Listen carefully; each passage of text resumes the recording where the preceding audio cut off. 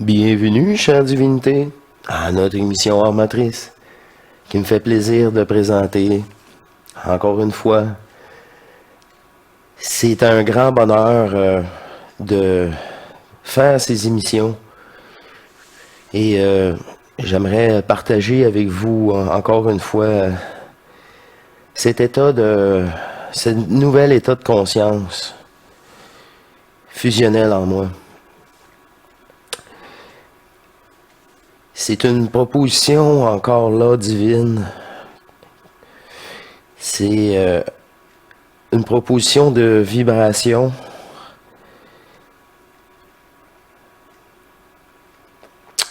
de contrôle énergétique au point zéro. Dans une vidéo où les rapprochements sont vraiment à un haut niveau et vous allez apprécier, tout comme moi, cet extrait vidéo qu'elle m'a suggéré.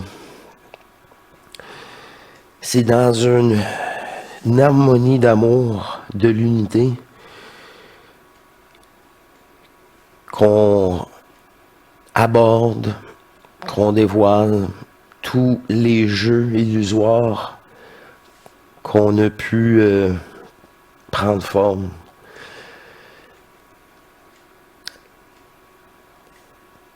C'est plusieurs densités, une dans l'autre, hein, vous le savez très bien.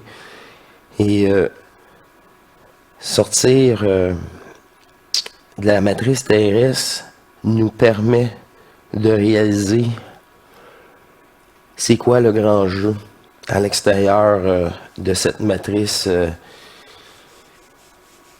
très lourde. Bref, tout ensemble, multidimensionnellement, nous vous proposons cette vidéo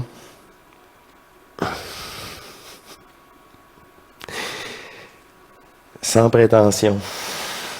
Allons, bref, rejoindre un extrait de cette fusion et ces informations au point zéro d'Yvan Poirier. Un bon extrait, mais dense. Vous allez vous-même prendre conscience de ce que je veux dire, tout simplement. Écoutons ensemble. Ainsi, nous commençons à distinguer et discerner la fusion avec la matrice christique afin de nous préparer à la réabsorption totale de la création. La matrice christique permet d'entrer en communion directe avec l'Esprit Saint qui est en nous, je vous rappelle.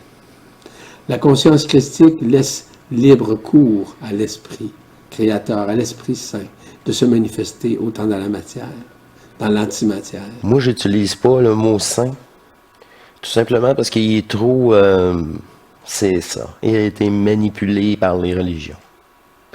C'est la seule distinction que je fais entre son discours et le mien. Ça commence très bien, hein, on poursuit. Que dans les dimensions. Comme cet Esprit Saint est uniquement amour indicible, il prend toute la place de la conscience éphémère, afin de nous préparer à absorber la création, parce qu'il est au-delà et antérieur à la création. Il est donc la voix intérieure que nous appelons justement cette divinité, que nous l'appelons l'Esprit Saint, peu importe. C'est ça, peu importe. Donc, nous sommes tous et tous à vivre cette accessibilité à l'Esprit Saint de plus en plus.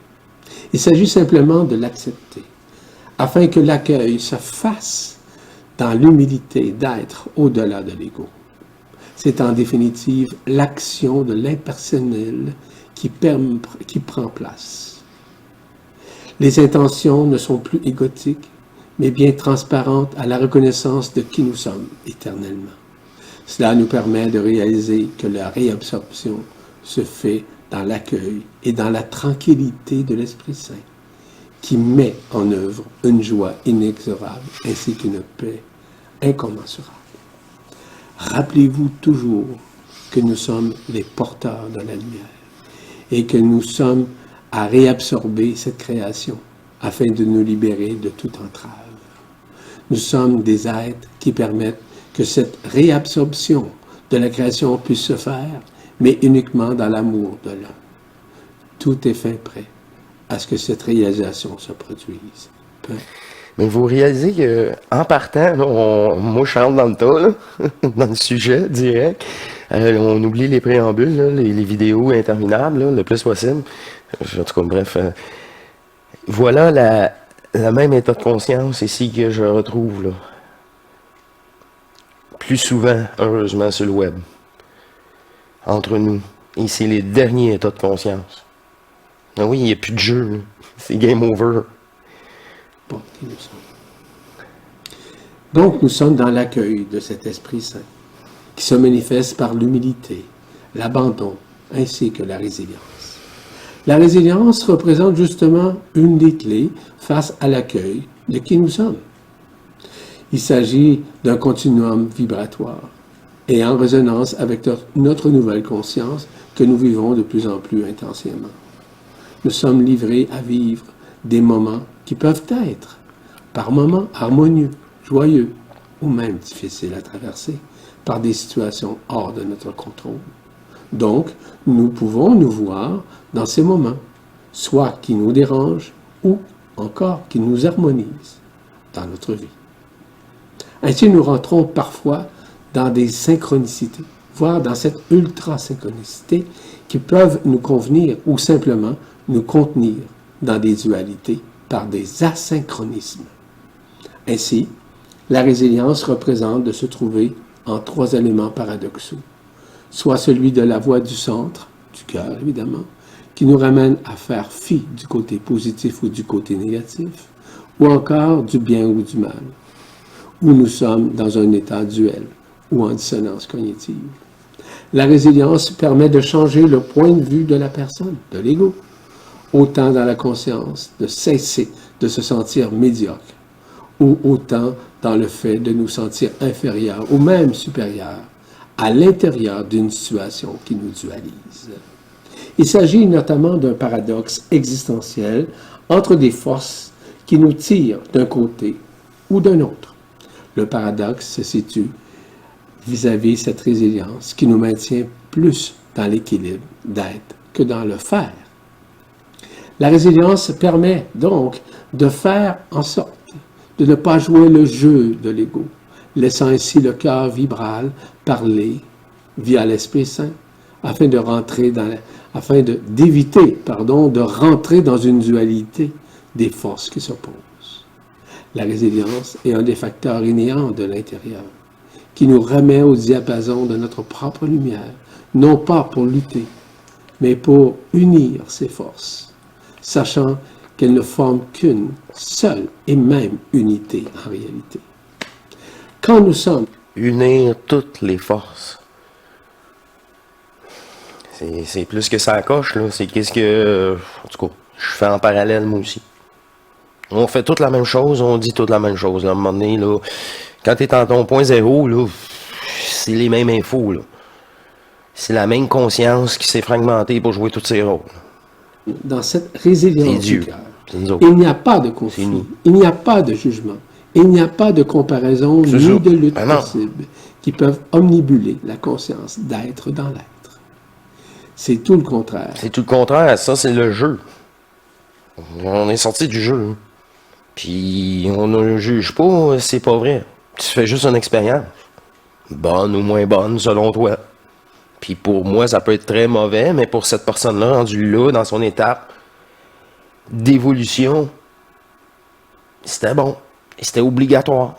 Puis on se l'est toutes, les événements marquants, là, c'est nous-mêmes qui l'ont choisi. Avant même de jouer le jeu. C'est pour ça que penser qu'on a un choix, là. Le choix, il nous est enlevé, l'illusion de choix. On voit vraiment trop clair. Là. Car elle contrecarre l'ego qui désire contrôler ou donner son point de vue, qui est souvent loin de l'objectivité. Qui est manipulé. qui veut rouler des anciens programmes, qui doit être purifié. Parce que la résilience est dans une facilité intelligente entre ses forces, qui la maintient dans un duel constant par l'intermédiaire de la loi d'action-réaction. Donc, nous sortons justement de ce duel. Ainsi, la résilience permet non pas de nous diviser, mais d'unifier les deux forces. Encore afin une qu'elles fois, puissent servir unir, cette chaîne-là est pour unir. Fait que là, même si la personne a dit mon âme, c'est pas grave, là. Tout de ça, là. Tu vis, là.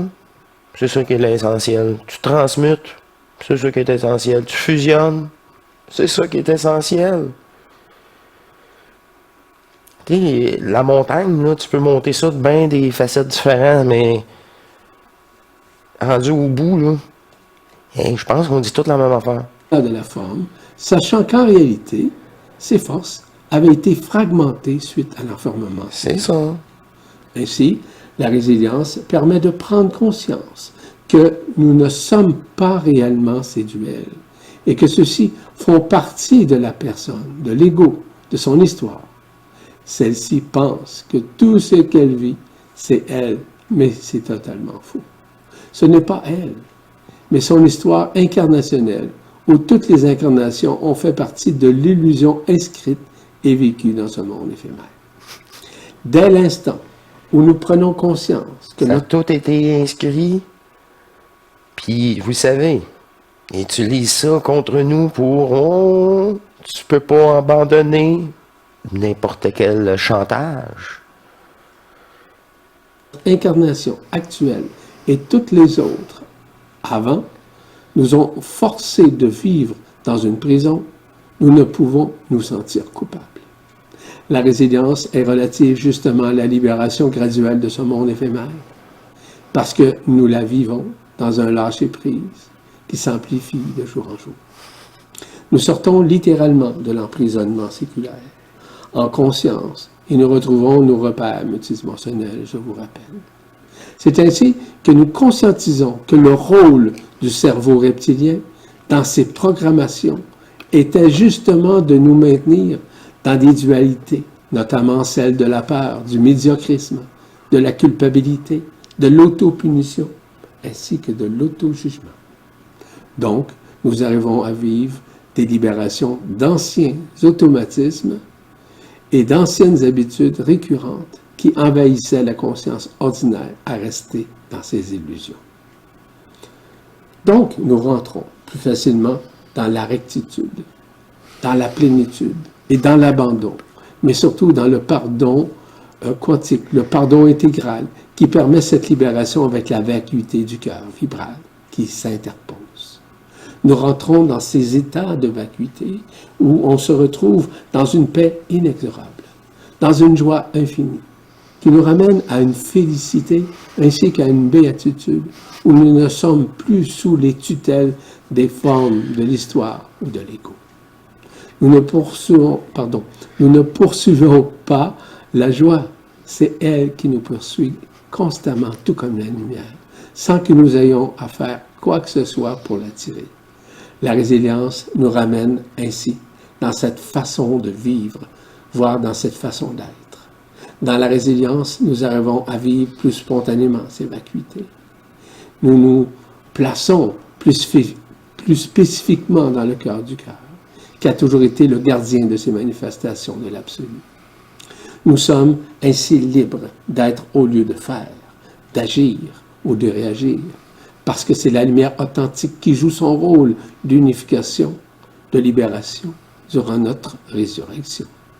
Donc, grâce à cette résilience de plus en plus évidente en soi, il s'installe en nous un amour indicible qui nous fait rayonner, mais surtout qui désalourdit tout ce qui nous enfermait. Nous pouvons dire que nous sommes enfin et en partie libres des affres de l'emprisonnement. Pourquoi je vous mentionne tout ça? Parce qu'il est possible que l'ego puisse parfois revenir au galop en essayant de s'immiscer émotionnellement dans notre vie de tous les jours par ses attitudes, ses propos ou des habitudes de résister dans ce qu'elle vit intérieurement, dis-je bien. Ainsi, nous devons demeurer alertes, en étant un observateur ou une observatrice avertie. Parce qu'à tout moment, votre ego, là, c'est la porte d'entrée de la matrice, en réalité. Là. C'est comme ça, elle nous manipulait depuis des milliers d'années. Fait que, elle va toujours essayer de vous fragmenter encore. Jusqu'à la dernière seconde. C'est sûr. Dans votre existence. Parce que la réincarnation n'est plus que l'ego veut rentrer dans un espace émotionnel, soit qu'il soit fatigué, frustré ou même malade. À ce moment-là, il est plutôt souhaitable que lors de l'observation de cette manifestation, quelle qu'elle soit, que nous constations qu'il est possible que nous soyons sous ses effets et qu'ils soient physiques, psychologiques, mentales, émotionnelles ou même psychiques. Dans des situations du genre, la respiration du cœur, dans cette résilience, nous permet justement de nous sortir de l'ego, parce qu'elle absorbe tout ce dont celle-ci tente, ou celui-ci, pardon, tente de nous faire réagir. Ainsi, nous rentrons plus facilement dans la vacuité du cœur, afin de nous retrouver au point zéro du cœur, dans l'ultratemporalité. De cette manière, nous rentrons plus aisément dans l'ultrasynchronicité qui nous fait vivre des moments plus de plénitude et plus de maîtrise consciente face à ces émotions qui nous ramènent en résonance avec cette résilience du cœur. La synchronicité là, qui parle, là, c'est les addons, c'est la reprogrammation de votre réalité. Là. C'est vraiment... c'est votre double divin là, qui est en vous, qui... vous laissez prendre charge, mais il met ça le mieux pour vous. Mais le mieux dans ce monde... dans ce monde si terrible, là. C'est ça. Cette respiration du cœur est liée uniquement à l'interfaçage, disons, entre le cœur du cœur et le cœur organe, qui peut effectivement déclencher soit des palpitations, soit des oppressions, soit des émotions, soit des difficultés, même respiratoires, qui peuvent engendrer des troubles du rythme cardiaque. Elle permet l'absorption et l'accueil des essences des autres cœurs, tout en redonnant la joie de vivre, au-delà des plaisirs, quels qu'ils soient. De plus, la résilience vibre en résonance avec la paix, afin que les pressions des angoisses et du stress quotidien, subtilement manifestés par l'ego, se dissolvent devant l'écran de la conscience. Ainsi, tout ça redonne confiance en soi, au-delà de la personne, au-delà de ses croyances. Devant le nouveau état de conscience. Wow! Et là, c'est comme, ouais, j'ai du contrôle pour une fois. Mais oui, rapport énergétique. À date, là, j'ai pas... c'est... bienvenue à bord chez Hors Matrice, là, avec cette vidéo, là. Je comprends pourquoi qu'elle a choisi, malgré... ça fait plusieurs années qu'Yvan fait des vidéos. Et même lui, j'en suis persuadé, la progression fut intensive, là. Au-delà de ces concepts. Ainsi, la résilience offre la vérité du cœur, afin de vivre instantanément ce qui est dans l'être-té, ce qui permet de sortir du temps linéaire afin d'entrer dans sa propre ligne de temps. Ce qui occasionne évidemment un effet direct et vibratoire afin de retrouver le temps du point zéro au sein du cœur, mais aussi de tous les trous noirs du cœur vibral et ceux incrustés dans toutes les cellules. OK. Un autre qui nous parle de trous noirs mais cette fois-ci au milieu de notre cœur, ou comme Sandra nous avait dit, et d'autres, là, j'avais déjà entendu ça, au milieu de chaque cellule quantiquement. Fait qu'on est le tout et le rien aussi d'une autre façon. Le démontrer et le non démontrer dans les possibilités d'être. Mais nous sommes vraiment les deux. C'est ça l'état de Dieu. En fait, cette résilience C'est pas le se personnage. veut de plus en plus présente en soi, nous aide, nous accompagne, nous ramène à une spontanéité de l'esprit où on constate la mémoire instinctive et réactive qui n'a plus de poids sur la C'est ça. conscience. C'est ça. Cette résilience du cœur est une des clés les plus efficientes au sein de la conscience parce qu'elle est singulière dans la résonance, dans un état vibratoire de neutralité au-delà de la forme, au-delà de la situation et au-delà, évidemment. De toute histoire. En réalité, De toute vérité. De tout. la résilience est un des facteurs prépondérants de l'amour indicible. Cet amour qui rayonne, cet amour qui résonne dans des profondeurs du cœur vibral, qui permet de s'abandonner en toutes situations qui sont troublantes et qu'elles sont aussi probablement tôt ou tard révélatrices. Cet abandon permet de tourner les pages vécues de la vie quotidienne. Peu importe les circonstances qui oppressent ou qui divisent la conscience à ne pas être soi-même dans l'humilité et la simplicité. En s'abandonnant de la sorte, nous sortons des plans de l'enfermement.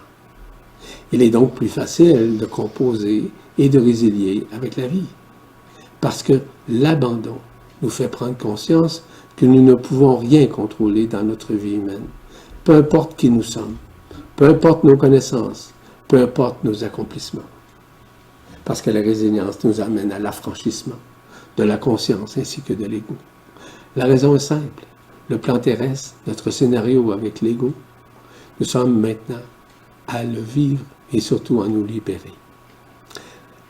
Ainsi, l'abandon par sa résilience intime nous conscientise plutôt à réaliser que nous ne sommes pas cette personne enfermée, mais nous sommes au-delà de son histoire et de ses incarnations.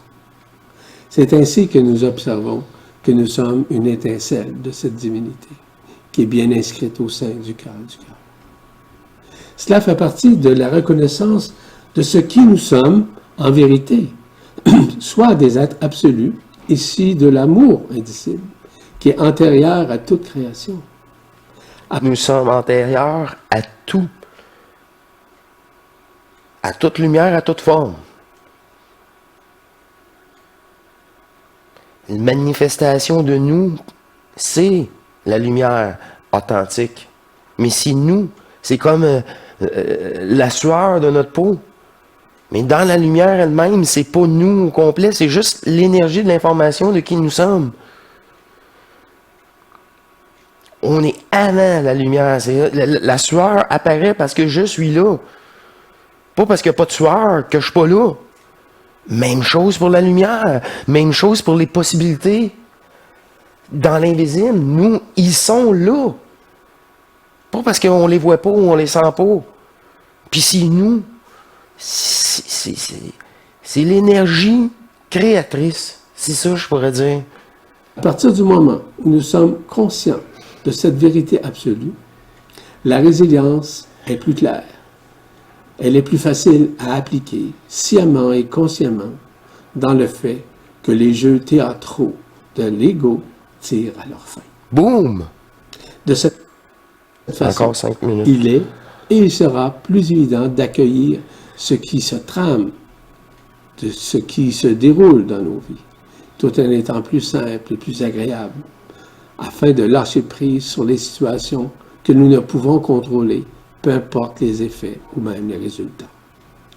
Ainsi, la résilience nous ramène continuellement vers des états de vacuité, dans des états de non-contrôle sur le déroulement de la vie ordinaire. Il est d'ores et déjà impératif de conscientiser que ce n'est pas nous qui contrôlons notre vie humaine, mais bien la vie une, la seule vie, au centre du centre de notre poitrine, qui permet de rentrer dans cette résilience intérieure.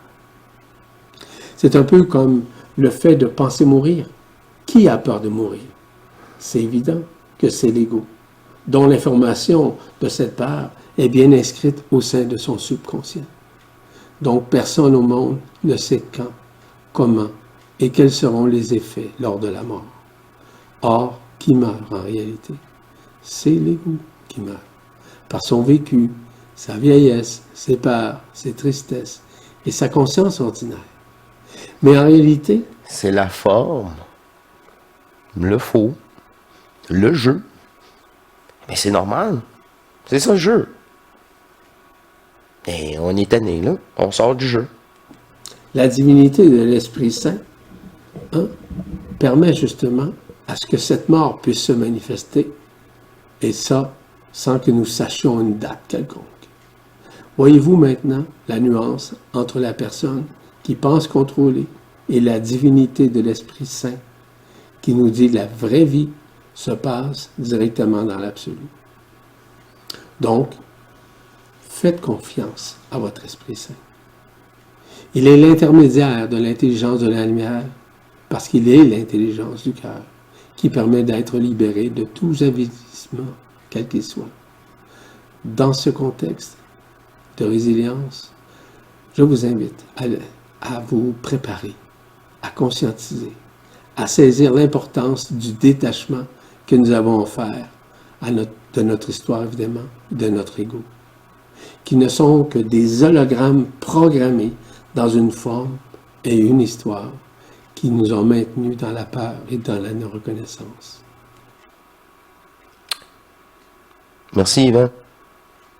Merci. C'est ainsi qu'avec tout notre amour indicible, on se souhaite de retrouver avec cette résilience afin de nous renouer avec ce qui nous sommes. Non, mais c'est les mêmes mots, là. Nous passons littéralement du monde phénoménal, donc des phénomènes vécus dans la vie, dans la densité, au monde nouménal. Cela signifie, il semble que le côté sombre de la nature, qui était à la fois aussi vivante qu'enfermée, mais qui se révèle avec une nouvelle énergie, voire des particules adamantines, nous permettant d'en profiter de façon plus consciente, voire plus nouménale. Ce terme signifie évidemment le phénoménal. Le phénoménal, c'est celui de tous les phénomènes astraux de l'ego que nous vivons et qui se révèlent en nous, que nous appelons évidemment la fin des temps, que nous appelons l'apocalypse, peu importe.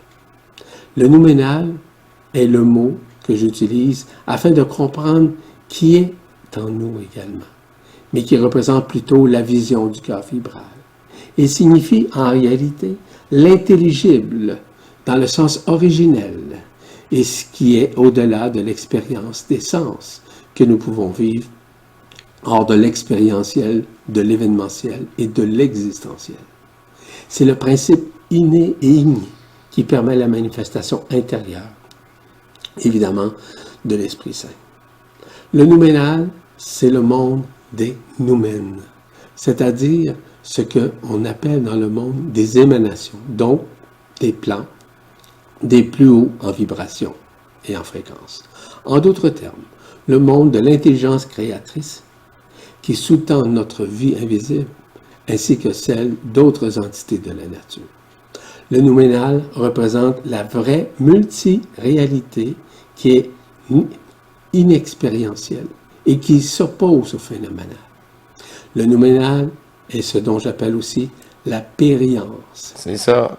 Qu'est-ce qui s'est... Le contrepartie, qui s'est pas manifesté? Les deux existent. C'est un grand jeu. Et je crois que c'était l'extrait choisi par nous tous. Elle, bien sûr, mais nous tous. Pour cette fois-ci, J'ai simplement bonifié car c'était complet et la précision, même un large sourire apparaît quand que programmation matricielle, là, tu sais, c'est d'un jeu, là. Jeux vidéo, pièces de théâtre, les textes, les scripts sont déjà tout donnés.